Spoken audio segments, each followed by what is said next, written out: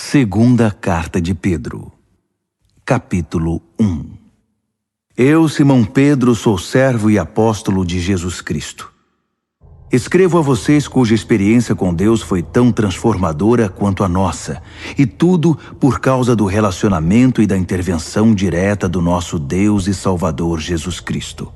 Graça e paz a vocês enquanto se aprofundam na experiência com Deus e Jesus nosso Senhor. Tudo que diz respeito à vida que agrada a Deus nos foi dado milagrosamente quando tivemos permissão de conhecer pessoal e intimamente aquele que nos chamou para Deus, a melhor convocação que já receberam.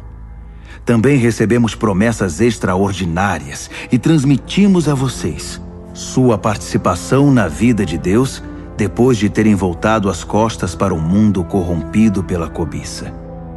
Portanto, não percam tempo em edificar sobre o que receberam, preenchendo a base da fé com bom caráter, entendimento espiritual, disciplina vigilante, paciência entusiasmada, admiração reverente, amizade calorosa e amor generoso.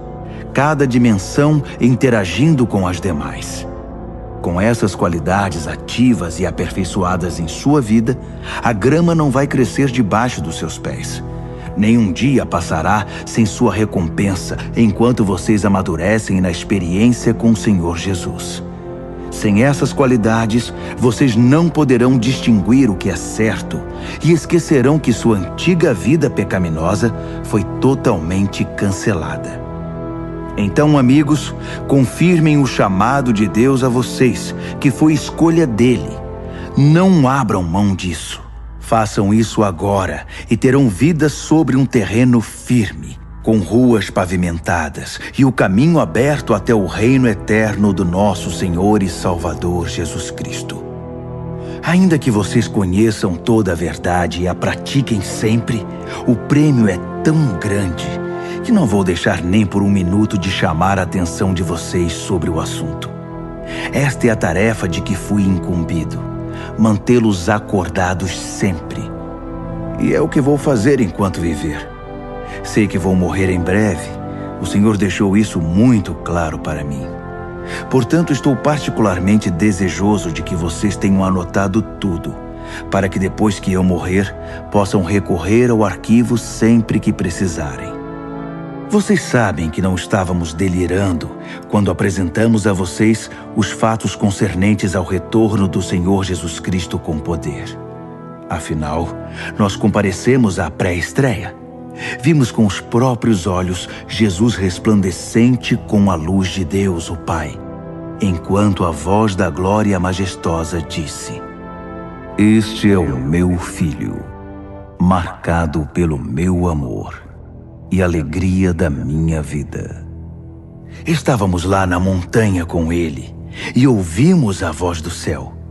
Não tínhamos nenhuma dúvida do que vimos e ouvimos.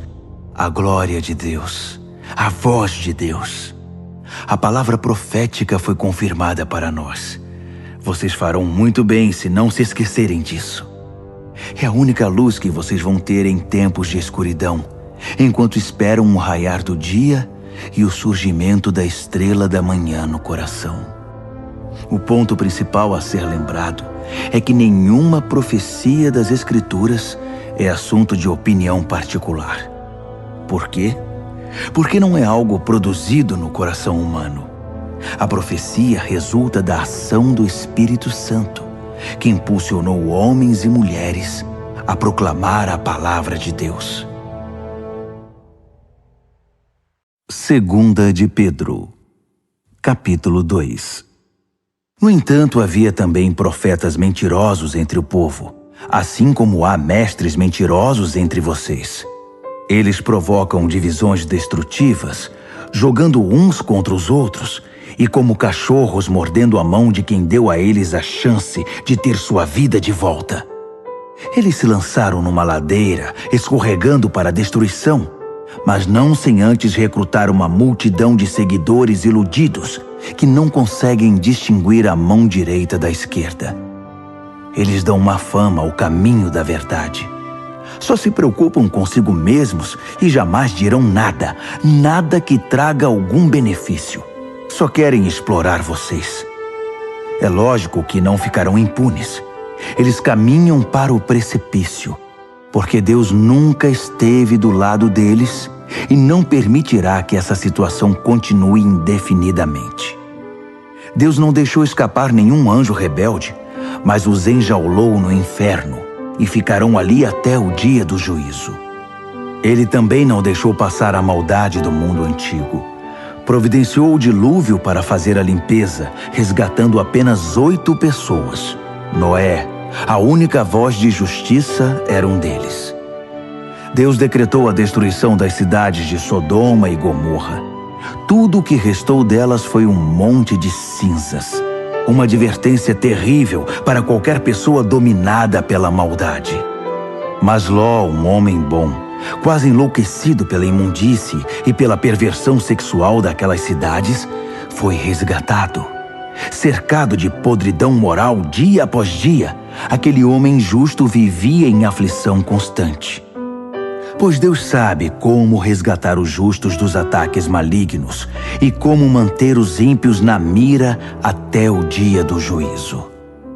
Deus está especialmente irado contra esses mestres que vivem na imoralidade, viciados numa vida decaída. Eles desprezam as autoridades verdadeiras, preferindo seguir seus instintos e governar a si mesmos. Egocêntricos e insolentes, não hesitariam em difamar a mais esplêndida das criaturas. Nem mesmo os anjos, superiores a eles em tudo, ousariam difamar os outros diante de Deus. Eles não passam de animais selvagens, predadores por natureza. Mas assim como abatem os outros com suas blasfêmias, também serão abatidos.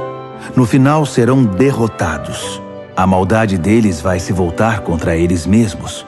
Eles são tão desprezíveis e viciados no prazer que vivem em orgias e se embriagam em plena luz do dia.